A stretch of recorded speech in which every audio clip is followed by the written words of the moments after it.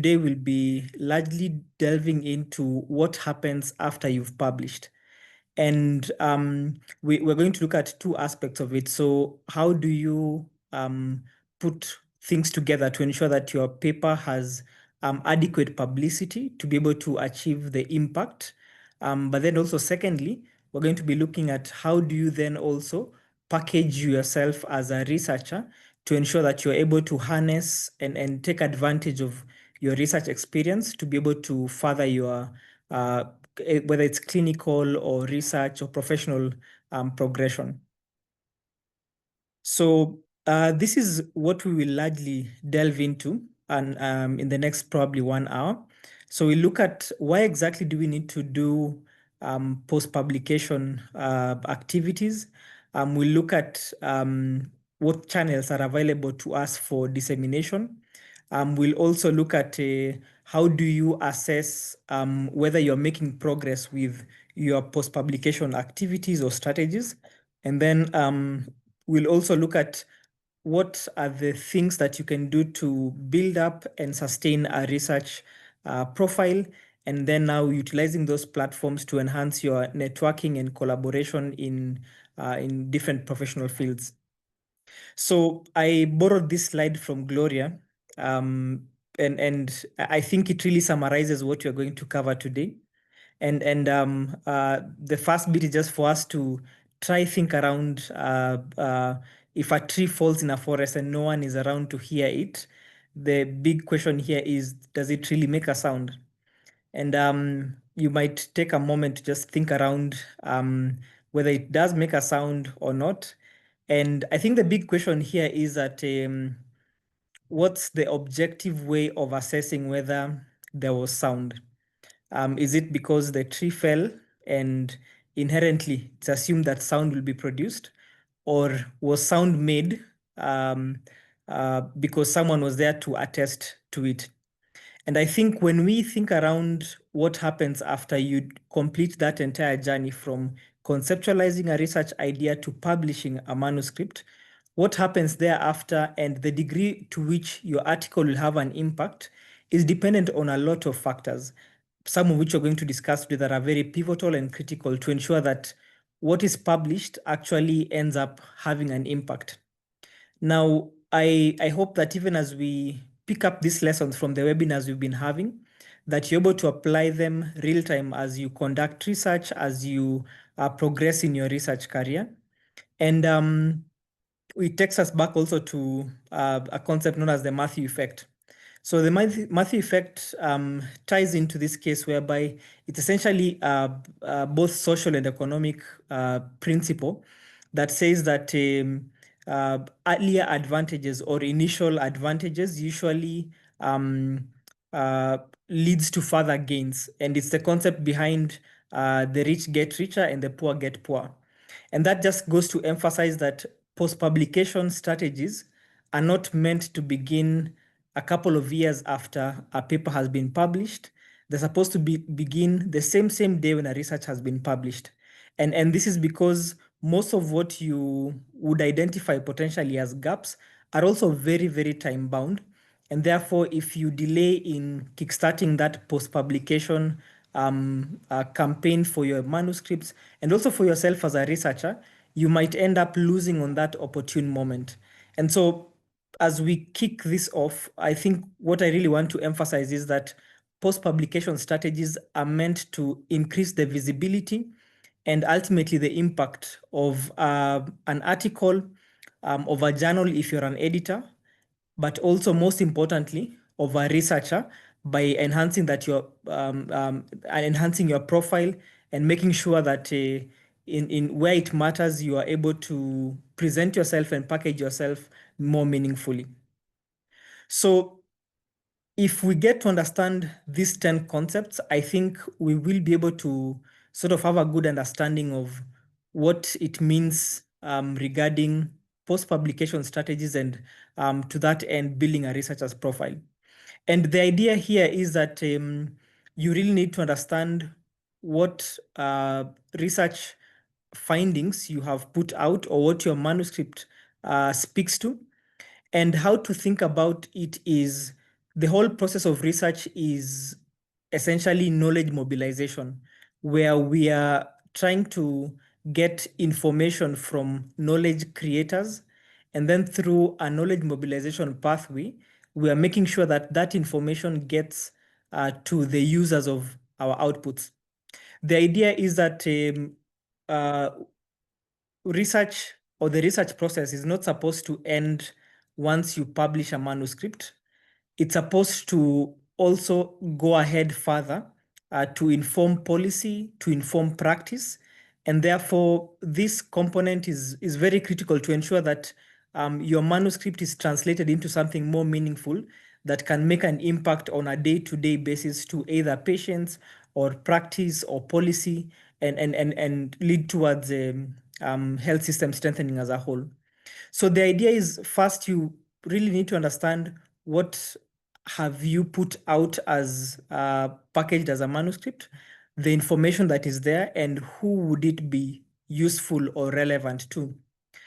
Once you've understood that, you also need to map out who is more likely to benefit or who's more likely to be impacted by your research findings. And then now ask yourself, the person or the end user of this information, how best can you get the information to them? And I think the best example here is when we are looking at research findings that inform aspects, for instance, like health financing. So we are aware that health financing has several components to it. There's a component where the public comes in, the private sector, but there's also the patient. And so if you have possibly conducted a given research that outlines perhaps the proportion of people who are using out-of-pocket payments, and you're looking at health outcomes among different cohorts, depending on what sort of a model they use to finance their health needs. This information would be important first to the public sector, especially because there are these big insurance schemes that are run by the government, and so that information is important for them. Secondly, it's important also for the private sector in the same case, but more importantly also for the general public, for them to understand the importance and how health financing play in terms of health outcomes as well. And so for the public, you wouldn't really expect them to read a scientific manuscript and make sense out of it. So you might probably want to have a lay version of your manuscript that could make sense to a lay person down deep in the village. For the public sector and for state actors, you'd probably want to package your research findings in the form of a policy brief, or you'd want to maybe have it presented in a conference or a stakeholder workshop where state actors or policymakers are involved. And so these dynamics usually help you be able to understand how exactly will you package your content in a way that is more meaningful and will have a direct impact to the end user. So step number one, I think, puts it all together for you to understand the information that you have, understand who are the users of the information, and how best you can be able to have a plan that ensures that each end user or each user of output gets the information packaged in a manner that is more meaningful for them.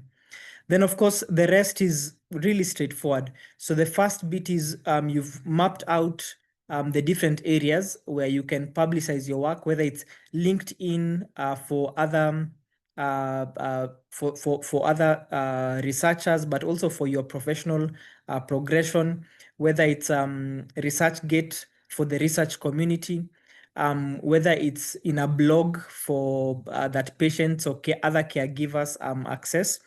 And then it's important, especially in today's era, to ensure that there is constant engagement. There are some journals whereby when you publish an article, there is an option for the audience or readers to actually comment on that manuscript.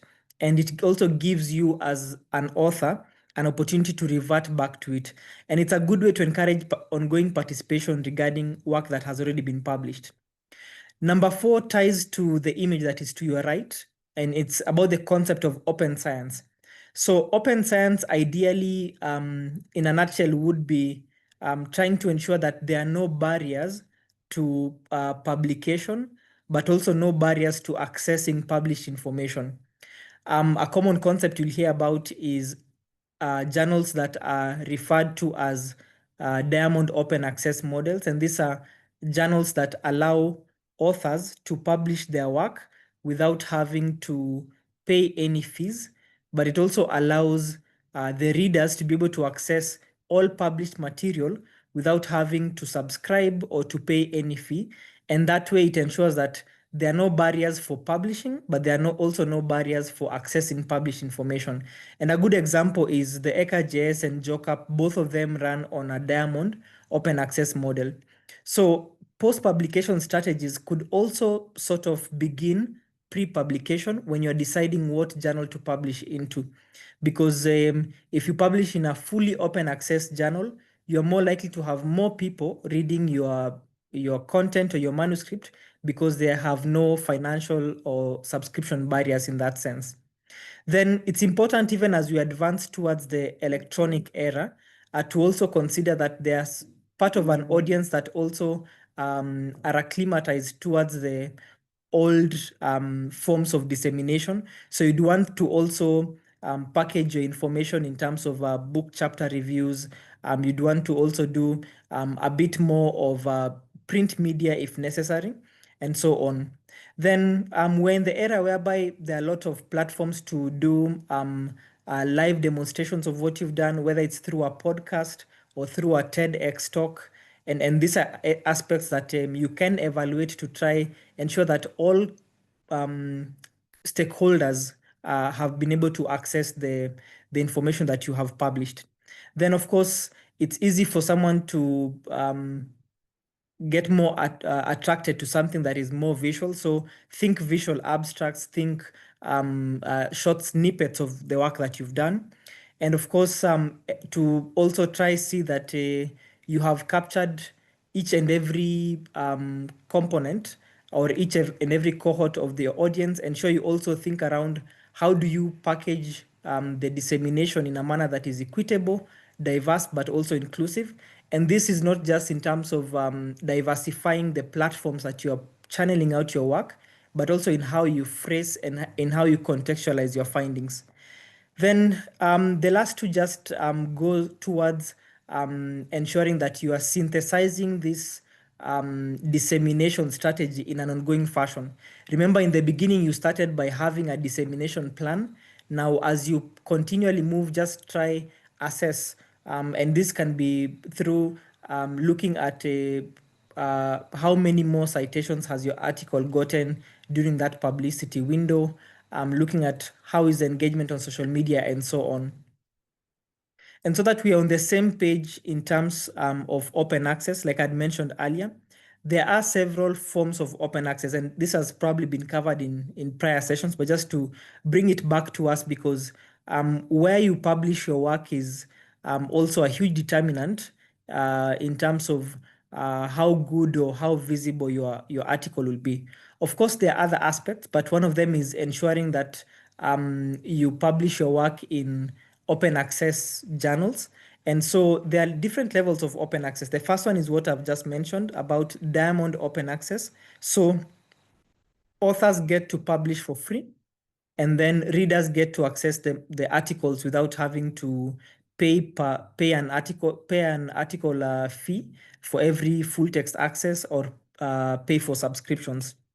The other model is gold open access. So here it's similar to a Diamond open access model, but now authors have to pay for their articles to be open access. So if I'm an author and I want anyone to access my articles without having to pay a fee or to subscribe, I have to pay the journal a given fee for them to facilitate that model. Then you'll have green open access, which is more or less what universities use, where articles are posted into a repository, which then governs the copyright aspects of that particular article. Hybrid open access, usually an author is given an option to either publish as open access or as on a restricted model.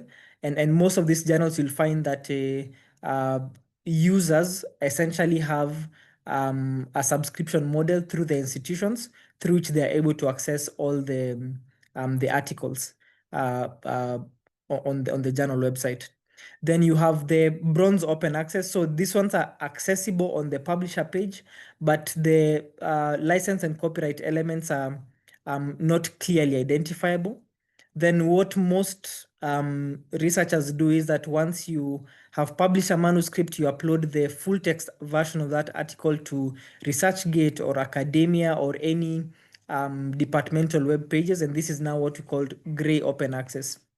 And finally, we have black open access, which is a matter of discussion in the current peer review space in terms of the battle between campaigning for open access, but also doing it in an ethical fashion to ensure that copyright elements are respected. And so black open access is ideally classified as illegal open access, where even though the article does not exist under an open copyright or an open license, it can be accessed through other non-formal means. And so this was just to take us back to understand what forms of open access exist, and at the top being Diamond Open Access, to ensure that there are no barriers to publishing, but there are also no barriers to accessing published information. And that is actually the first step in ensuring that your manuscripts and your articles gain visibility, irrespective of one's institutional affiliation or one's financial state. They're able to access the work that you have published. So there are several channels that you can use to promote research, and I think you're well aware of this, and Gloria alluded to part of that in the beginning. So you can have it in different social media platforms, whether it is LinkedIn, Instagram, TikTok, and you'll realize that each of these platforms, their information are packaged in different ways. So for instance, LinkedIn would target recruiters, would also target other researchers. So you'd want to package it in a way that seems a bit more formal, focusing on the pertinent findings, and also associating it with a graphic. When you go to Instagram, it's largely visual. People rarely look at the caption. So you might want to ensure that if someone looks at what you have posted regarding your article, that they're able to get a snapshot of it without having to read the full article and so on. So there are different platforms where you can get to disseminate your work in. But what cuts across each of these is that ensure that you try as far best as you can to have a visual component to it. People are more likely to read a caption if the visual aspect related to it is more appealing. Then it's important to also, and this might really apply more for the researcher equally as much as for the paper, to ensure that you are participating in research conferences that are relevant to your space, to get to put out the work that you do, but to also get to be more visible as a researcher in packaging what you actually do, whether as a researcher or even in your particular space of interest.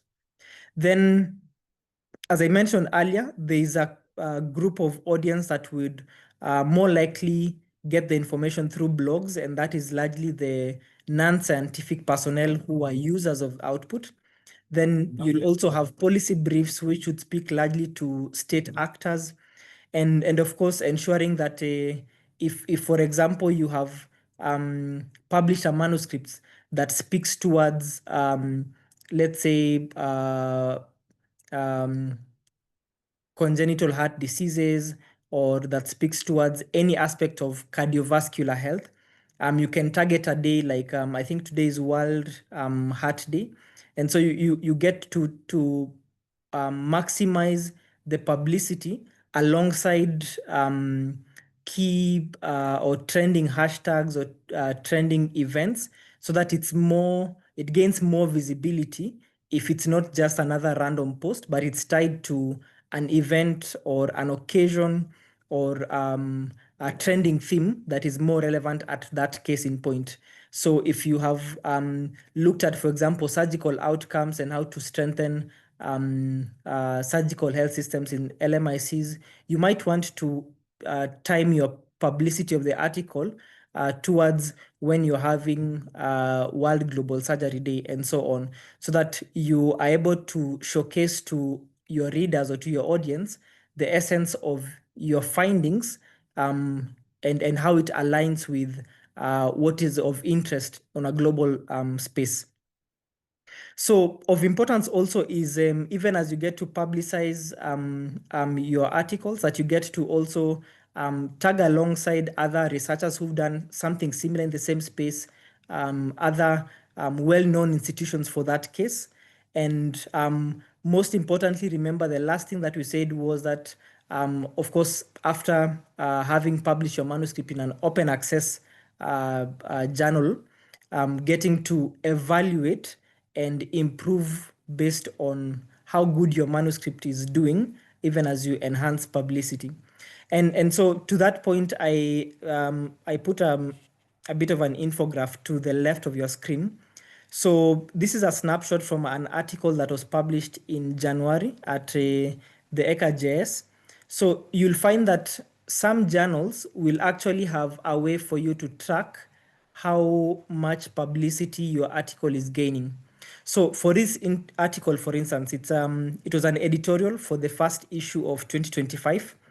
And when you go to the ECAJS website and locate this article or any other article, you can be able to click on article metrics, and it will show you how many page views your article has had, and it shows you the number of page views across different days. And you can note on specific days you can have a bit more traction than others. And this information is very important because it informs you of how engaged people are with your article, but also sort of gives you the trends that can help you understand on what days, or for instance, if I want to look at the altmetrics for this particular article, I'd be more interested to know what was happening on 22nd of May and why people access this particular article more than on all other days considered. And then it also outlines for you the top countries that are accessing your article. You can see Kenya is top of the leaderboard. We also have some non-African countries like the US. And so it also gets to help you understand who are the users of the work that you do put out there, and can also inform your future research endeavors and how to adjust your publicity for the same. So for instance, you might assume that original research that is done in Africa is only read in Africa. But when you look at the metrics associated with such publications, you realize that inherently you have more readers from outside Africa. And so you might also want to have your publicity aligned with accessibility to those who are beyond the African setting. And so this is very important to just emphasize the point whereby you continually evaluate and you continually improve on your publicity and dissemination plan. So this is a snapshot of how you can package a visual abstract. So the idea here is that it's supposed to give someone a snapshot of the entire paper when you look at it. So of course you'll have the title, you'll have some images, and even if an article is more or less a narrative, always try to find visuals or infographics that can supplement what you've actually done. So of importance is that ensure that you have as minimal but also as meaningful information, so that if I scan or skim through this visual abstract, I can be able to tell what this case report was talking about, and also always include a way in which the readers can actually access the full version of the article.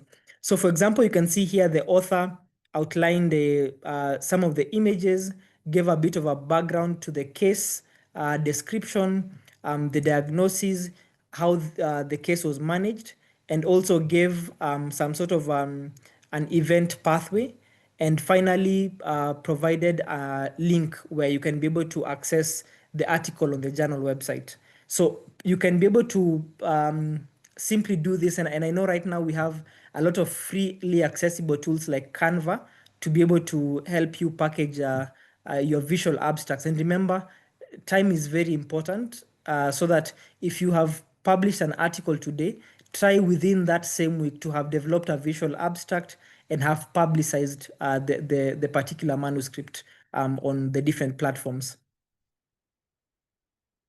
So we've spoken about how to track, in part, the impact of your research work, and we've mentioned that some journals will have an option to be able to view the metrics and the engagement components for your manuscript. But you also have some databases that do help with the tracking a manuscript, but also tracking the composite research work that a given researcher has done. And of the ones that I've listed, I think you might have heard about Web of Science. You might have heard about Scopus, especially on the journal aspect. You've heard about Google Scholar and about PubMed. And these databases usually package information about articles and information about researchers using some of the matrices. And I'll mention three of them because they cut across both for articles, and later on in the second phase of this presentation, we'll talk about how they describe a researcher's output. So citations are ideally the number of times your given published work has been referenced or cited, in that case, by other papers that have been done after your publication. And citations, I think, are one of the best ways to assess how useful, how relevant, and how impactful your work is, because as you've come to realize, is that research builds up on each other. And therefore, if you have more citations on a given work, it means that more researchers are finding it more relevant to build their new ideas on what you've already put out there. Now, depending on the number of citations, you can be able to qualify a researcher's output based on two things. There's one thing called H index, and there's another thing called I-10 index. Both of them are measured based on the number of citations of work that a given researcher has published. So H index, for instance, is an assessment of the cumulative impact of a researcher. And it compares the number of articles a researcher has put out vis-a-vis the number of citations it has received. So you might find that researcher A has 100 publications, researcher B has 50 publications, but they would mostly have varying H indices depending on the number of times the different articles have been cited. And it might be in a scenario whereby a researcher might have more number of articles, but a lower H index compared to another researcher who has a slightly higher number of articles, but maybe they might not be cited as much as the other. So this goes back to emphasize that even as we focus on how many publication one has, you also need to think about what quality does it have, because the true measure of impact is actually H index and not necessarily the number of articles one has published, because H index gives weight in terms of what is the cumulative impact a given researcher has. Then we now have the I-10 index. So the I-10 index is essentially just simply a metric that says how many articles that does a given researcher have that have at least 10 citations or more. And so if a researcher has an H index of 10, it means that at least 10 of their articles have at least 10 citations. And so these three elements are very important in terms of tracking how impactful your research work is. So if you categorize the component of tracking research impact into two, you can talk about the quantitative metrics or bibliometrics, and you can talk about the qualitative metrics. So let's start with the quantitative, and it's just what we've spoken about. The first one is simple citation counts. An article has 100 citations, meaning that 100 other articles have cited it.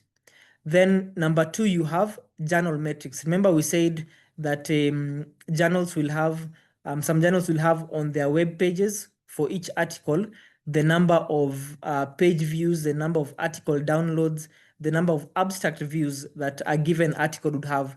And that can be a very good way to measure impact and engagement of the work that you put out there. Then thirdly, we have researcher-specific metrics, which is what we've already mentioned, largely in terms of H index and I index. And in the second phase of this discussion, we'll discuss other site-specific researcher metrics. So the second bit is qualitative, which is essentially a blend of social and cultural assessment of how people are interacting with the work that you put out.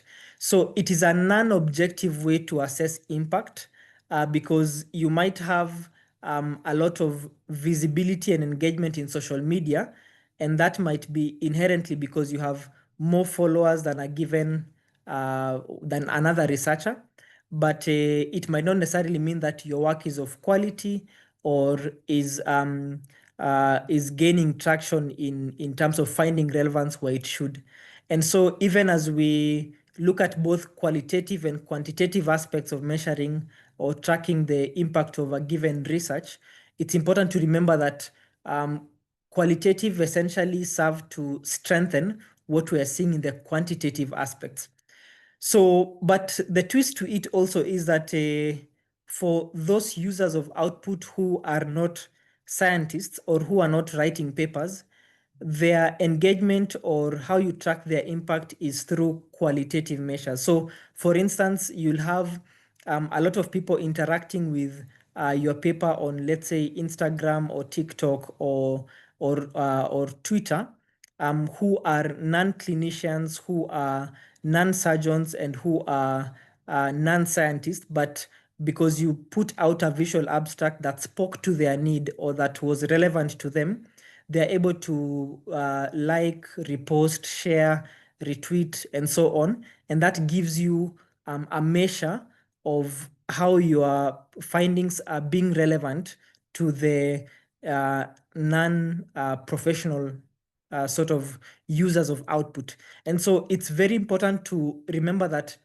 these two aspects are very important. You need to think about how your article is doing quantitatively, particularly for as a measure of scientific rigor and as a measure of its relevance in the scientific world or professional setting. And then on the other side, the qualitative aspect as a measure of its relevance beyond that space, but also to give strength to the quantitative aspects that you're seeing.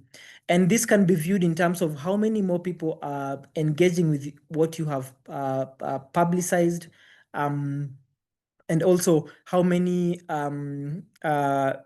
responses are you getting, how many people are engaging with the content that you have published, to inquire, to want to know more, to want to seek more clarification. So that is essentially the metrics that you use to just try see how impactful your research is, and considering all forms of users of output. But again, I really want to emphasize that scientific rigor essentially is not purely tied to the qualitative metrics. It is largely tied to the quantitative metrics. And so as much as the emphasis is built on enhancing or doing a lot of work to publicize the work that you do, the popularity of your publicity doesn't necessarily equal the scientific rigor of your particular publication. And so it takes us way back to ensuring that all across your research formulation and development process, that you ensure that quality is something that you enhance at each of those stages, so that even as you gain more traction in publicizing your manuscript, that you're actually publicizing something that is of good quality. So the other thing to think about is that unfortunately, sometimes as you convert fully scientific elements to other forms for purposes of publicity, you can find that some information might be lost in translation or taken out of context, or you might have packaged something adequately well, but because of perceptions by different audiences on different platforms, you can have varying degrees of misinformation or misinterpretation. You can also have, especially in sensitive topics that touch on maybe diverse population settings, or that touch on different races, or that touch on different social classes in the community. You can have the risk of falling into controversies and being pulled into that. And so these are two aspects that you need to keep in mind. And it's important that you anticipate these two aspects so that you ensure that as you post your articles on each of these platforms, that you are mindful enough to ensure that you've reduced the risk of either misinformation or controversies to the lowest degree possible. Then, of course, especially platforms like Twitter, the amount of visibility and engagement changes a lot based on one's algorithm. And with incorporation of AI into these social media platforms, especially, sometimes an algorithm might favor you or may not favor you. And so those are some aspects to also think around as you evaluate how much impact or engagement your manuscript is having. Then finally, of course, it's very time and labor intensive to consistently maintain a robust social media engagement or researcher profile engagement for your manuscripts. But again, it takes us back to the beginning.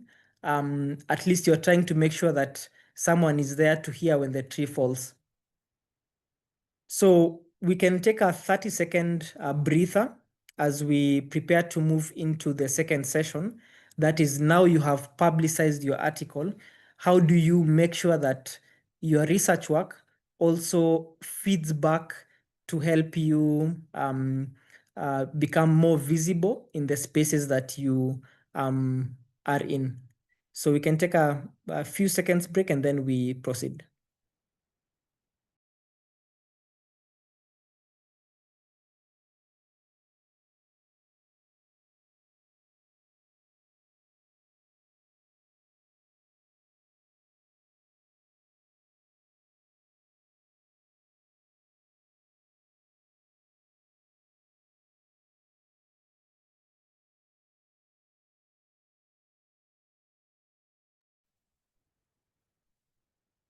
So at this point, I hope you have been able to first understand why exactly we are having today's session, uh, to sort of lay emphasis on why do we need to have a robust post-publication strategy, and an emphasis that the research journey doesn't end when you receive an acceptance email about your manuscript.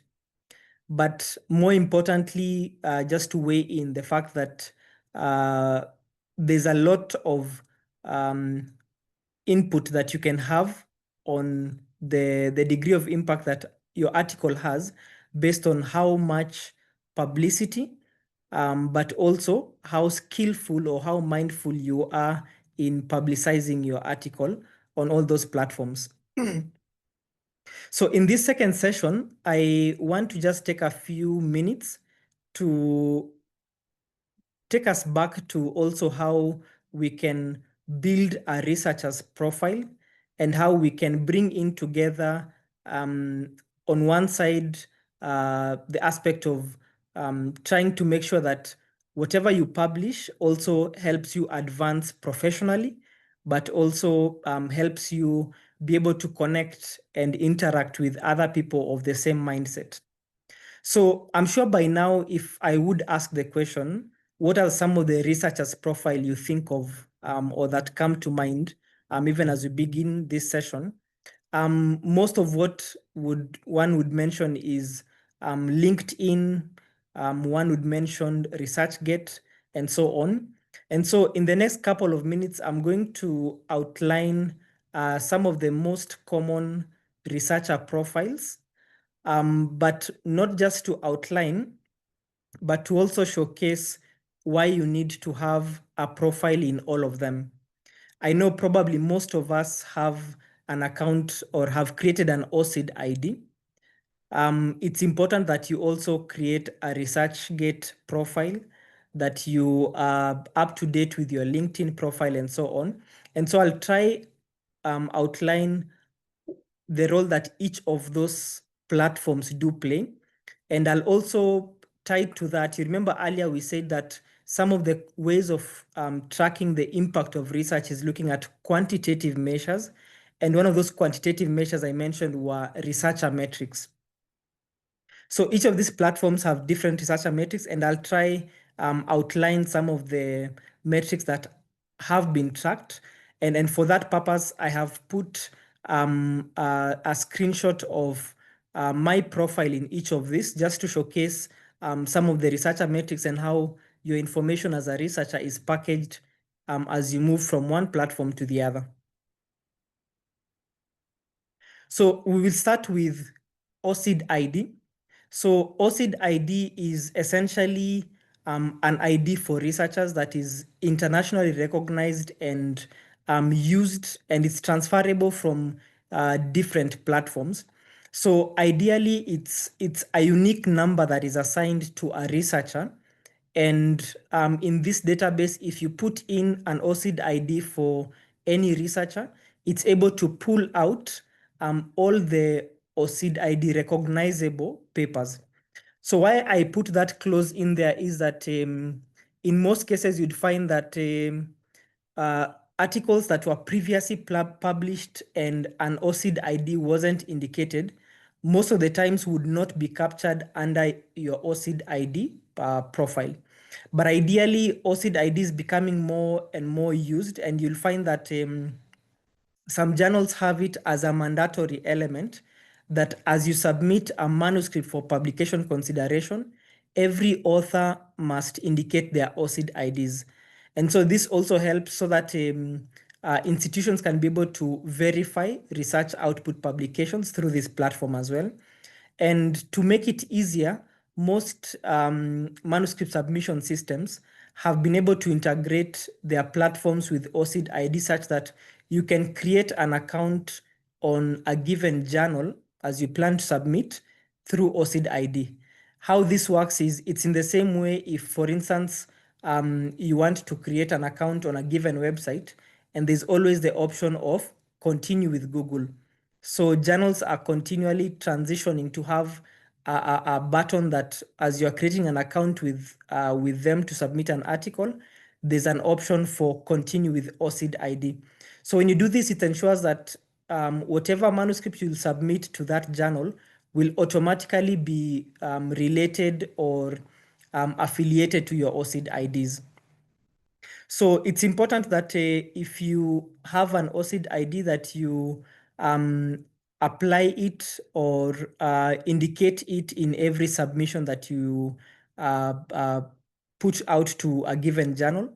And if you don't have one, I would highly recommend that you create an OCID ID, as it's becoming very, very important to have one, whether you're publishing or whether you are trying to showcase what you have done in the research space. So this is a snapshot of a profile of how an OCID ID looks like. And it tells you how many publications have OCID IDs related to them. And it also importantly tells you how many reviews you've done, whether it's peer reviews or reviews for grant applications that have also been captured by the OCID database. The second is Web of Science. And Web of Science has two components to it. It has an aspect that speaks to editors and journals, and it has an aspect that speaks to researcher profiles. So here it's very important. So for example, for journals, It usually, for journals that are indexed under Web of Science, it would help in terms of allocating impact factors that vary from year to year. And remember, if you're an editor in this space and you want to now think around post-publication strategies to enhance the papers that you as an editor has showcased in your particular journal, Web of Science can also help you look at journal metrics to see how many citations your journal received in the past year and how it is improving from time to time. But also, as I said, it has a component for a researcher profile, and it's able to offer some of the citation analysis that we mentioned earlier. So for example, if you look at the snapshot example below, it of course outlines, it gives you the leeway to put in any details, your areas of interest or areas of expertise. But more importantly, what it auto-generates is the statistics that you're seeing here at the bottom right corner of the screen. So it summarizes how many publications have been picked up by Web of Science. It summarizes how many are indexed in Web of Science. Remember, publications that are indexed in Web of Science are those that are published in journals that are already indexed in Web of Science. And the same applies for PubMed, for instance. So it outlines for you how many are indexed in Web of Science and outlined for you also, just like what we saw in your OCID IDs, how many verified peer reviews have you done. So the beauty of today's world is that you can be able to actually link your OCID ID to your Web of Science so that anytime you get an OCID verifiable peer review and vice versa, it can be updated in OCID ID profile, but also can be updated in your Web of Science. So ensure even as you create or as you edit your Web of Science profile today or tomorrow, that you're able to link it with your OCID ID so that your researcher metrics are moving together in tandem. Then remember we spoke earlier about H index. So it's able to allocate a H index based on how many citations it has picked from what you've published. And then it also outlines the number of times you've been cited and the number of articles that are citing your work and so on. It also goes on to even have provision for how many patents are citing your work and the sum of times cited by patents. So it is very important because it expands on what we saw in your OCID ID to give you more metrics. And these are metrics that one can now be able to assess how are you doing as a researcher. But even more importantly, you can be able to set goals that by the end of the next maybe 2-3 years, I would want to have a H index of a given number and then come up with a plan for how many papers would you want to put out, but more importantly, what dissemination plan will you have to ensure that your research is seen and felt where it matters. Then I'm sure we are familiar with Google Scholar. So Google Scholar is it's an automated it automatically captures research that has been published by given authors, but it also has provision for you as a researcher to add specific papers that may have been missed out on by this automatic capture. So its key heavy researcher metrics are the H index and the I-10 index. And you remember we said earlier that the baseline of them is the number of citations that all your papers have received. Then we say that it calculates your H index based on how many papers have you published vis-a-vis how many citations have these papers received. And then it uses a calculation to now allocate a H index. Then remember we said I-10 index is how many papers have you published that at least have 10 citations. So I emphasize on H index and I-10 index, especially because remember, as we mentioned in the beginning, that the goal of this workshop is not just to ensure that we are all equipped to be good researchers, but also in that same pathways to be equipped to be good editors and be good reviewers. Also that we can be able to enhance the quality of research by conducting good research as researchers, but also being the gatekeepers of science as editors and reviewers to ensure only good quality work gets to see the light.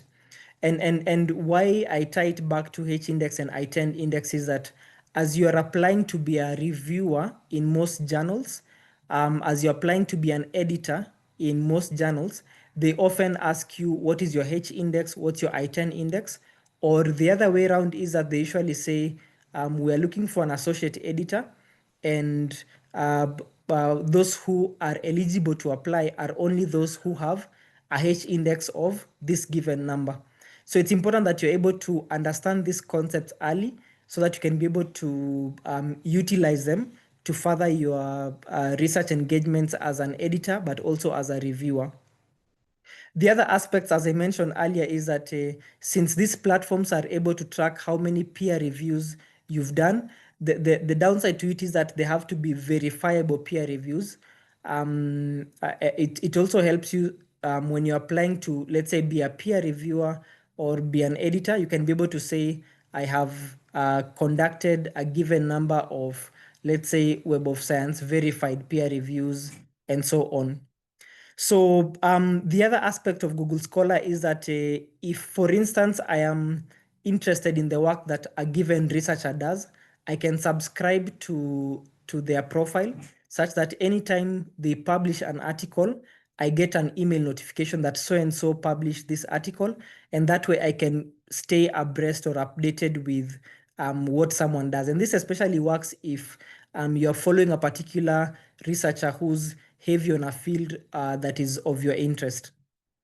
Then lastly, Google Scholar is also a good source for citations, as it's able to generate for you citations for your bibliography or list of references through all different citation formats. Then we have ResearchGate, and it's also another researcher profile that is very good at packaging what you have done, but also it's a very key to ensure that you are within the network of other scientific personnel, but also allows you to have collaborations and to have sort of Q&As in whichever aspect of research that you have. So in most cases, for instance, if you are drafting a proposal and you're not sure what sample size calculation format to use or how to go about a given aspect, sometimes if you do a direct search on Google, you'll find that someone had already asked that question on ResearchGate, and you'll be able to access the responses that different people provided. So it's more or less also like a Reddit for research, where you can be able to find questions on most common research issues and what different researchers think about them. So it's importantly or largely packaged as a networking site, but also is able to give you a bit of researcher metrics to be able to track how visible your work is. So as I mentioned, it's a huge platform for collaboration. Of course, it definitely enhances the visibility of your work.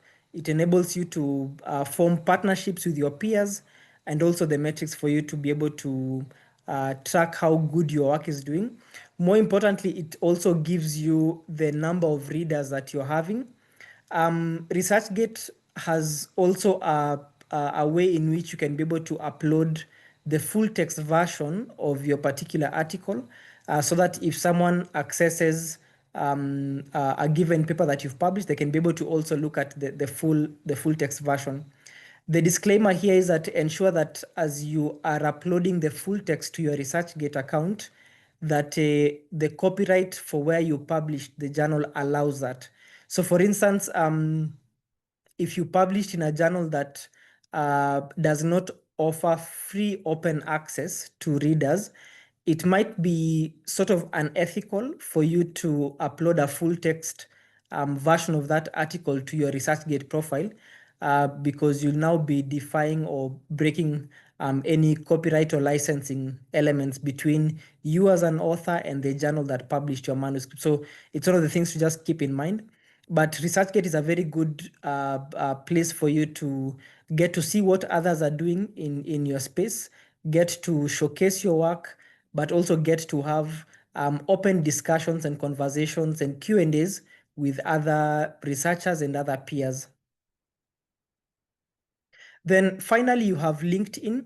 So LinkedIn is the more professional version of ResearchGate, whereby it allows you to also showcase what you're doing on a day-to-day or time-by-time basis. So for instance, you can publicize an article that you published today, but you can also backtrack your publications by listing them on your LinkedIn profile. So this is important particularly and more biased towards identifying or rather linking yourself with potential recruiters, but also with other people in the field who are looking for collaborations and opportunity to partner with other researchers. So it's a very good space for professional networking. And as you're aware, it also has a function where you can be able to export your profile as a CV that you can be able to use to either make any applications that you want or to just showcase what is your contribution to science as a researcher. Then the last two bullets just speak to what I mentioned earlier. It's largely biased towards linking recruiters with job seekers and that is where now you can bring in the research aspect as an upper hand to helping you find opportunities that are more relevant for you. And I'm seeing these days a lot of companies and firms are actually hiring through LinkedIn.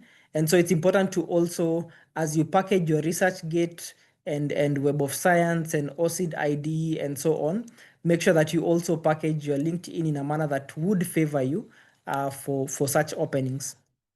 So that's really much about what I wanted to share to just start this conversation on thinking beyond publication.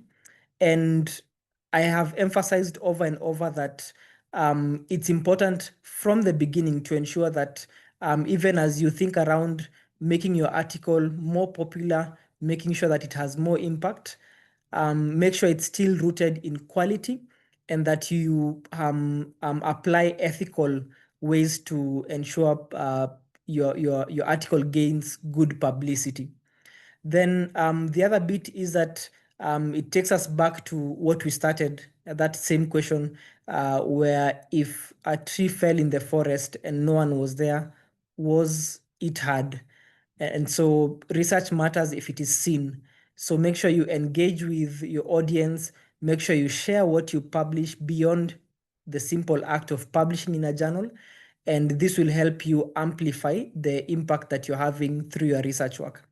And remember, the research space and the scientific world is quite large, and we can only be able to grow through building partnerships. And these platforms that I've mentioned are a good way to start off, but are also a good way to get research gaps and research ideas. You might look at what someone has posted on LinkedIn, and it gives you an idea on how you can apply the same model into a study that you're doing or into the context or locality that you're in. So it's a very good way to stay abreast with what's going on in the current world, but to also keep the world abreast of what you are doing as a researcher and your contribution to science. And so just to continually emphasizing that it is visibility that hugely drives impact. And if it is not visible, then it's very difficult for it to get to those spaces whereby they're saying so and so et al. Found in their study. And therefore, we think that the next policy should be able to re-strategize in this sense. And remember, it's there's a common saying that that goes that in God we trust, everyone else must bring data. And so if that data is not visible, then it doesn't get to find its way to spaces whereby it can be able to translate into actual impact where it does matter. And so to just finish it off, it's important to remember that if it isn't published, it wasn't done. And so this applies for those of us who might have done a thesis or a dissertation as part of a given graduation or a given course, or might have done a particular research project and then almost finalized and installed. Always remember that those efforts and all that work that you've put in there will not be evident if it hasn't been published. So before we have a conversation about post-publication strategies, ensure that that work that you've put together has been published. So I opted to combine today's session and Thursday's session to allow sufficient time for each of us to just get to think around the assignments that are tied to these sessions. So the first assignment is that as a researcher, take some time to think of your latest research article, whether it's one that you've done or one that you plan to do or one that you did a while ago, and just think about it and imagine it has already been published. Then using the 10 steps I shared earlier, develop a concise post-publication or promotion plan to maximize its research and impact. Remember, this starts by mapping out what have you done, who are the users of that output, and how do you develop a knowledge mobilization plan that ensures that it speaks to all these users of output or all these stakeholders. Then tied to the second part of our talk today, to just take a moment to audit and evaluate your current researcher profile, however minimal it is, even if it just means that you have downloaded the LinkedIn app and you haven't created an account, or you have the ResearchGate app, but you've been postponing creating an account on ResearchGate. Just audit where you are and outline the key steps that you will take to enhance your researcher profile over the next 6 to 12 months. For some, it might mean setting up accounts. For others, it might mean becoming a bit more proactive. For others, it might mean finishing up that research paper that you have and publishing it so that you can be able to post it on either of these profiles and start building up your researcher profile. Whichever the case, it's important for you to audit, put out a plan, and then as you move forward, ensure to continually evaluate. So as I bring this to a close, before I hand over back to Gloria, I'd just like to again thank the two teams from ECAJS and from JOKAP for putting this together, this workshop. I believe it's been of value to each of us to either take us from step A to step B, or to just know where to start, or to understand the entire research journey. And if you want to catch up with the previous recordings or sessions that you might have missed, the recordings are accessible both on the JOKAP website, but also on the ECAJS YouTube platform, and you can be able to see the respective social media platforms here. If you'd like to visit the ECAJS website to look at maybe one of the articles and see how it has performed in terms of its journal metrics, remember the snapshot I gave earlier, please feel free to scan the QR code as we do the Q&A.